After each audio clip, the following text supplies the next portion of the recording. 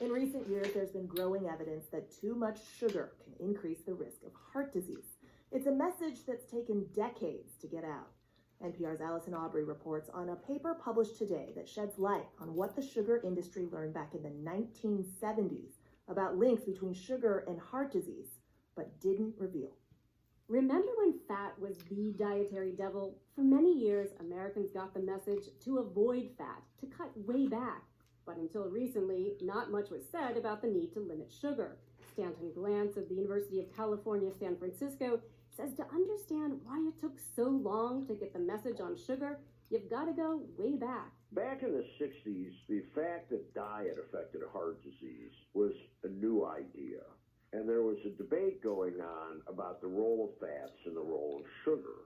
And what the sugar industry successfully did was they shifted all of the blame onto fats. Glantz says, for starters, the Sugar Research Foundation secretly funded a review in the New England Journal of Medicine in 1965 that discounted the evidence on sugar. And now what's come to light in a new paper published today in the journal PLOS Biology is that the industry funded its own research back then. Internal industry documents that Glantz and his collaborators reviewed show that the Sugar Research Foundation hired a researcher to do a study in lab animals. Initial results showed that high sugar diets increased triglycerides, which increases the risk of heart attacks and strokes.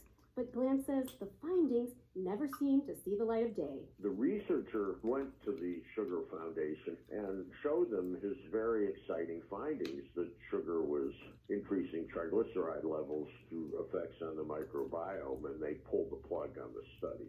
And when they pulled the plug on the study, did he say, hey, wait a minute here, people need to know this? What did he do? Well, he went to them and said, here are my preliminary findings. I need a little more time. And they just said no. The Sugar Association, a trade group here in Washington, D.C., that has organizational ties to the Sugar Research Foundation, has responded to these new revelations. In a statement, the group says the study in question was not ended because of its potential research findings, but rather because the research was over budget and significantly delayed. The industry group goes on to say that it remains committed to supporting research to further understand the role sugar plays in our diets and health.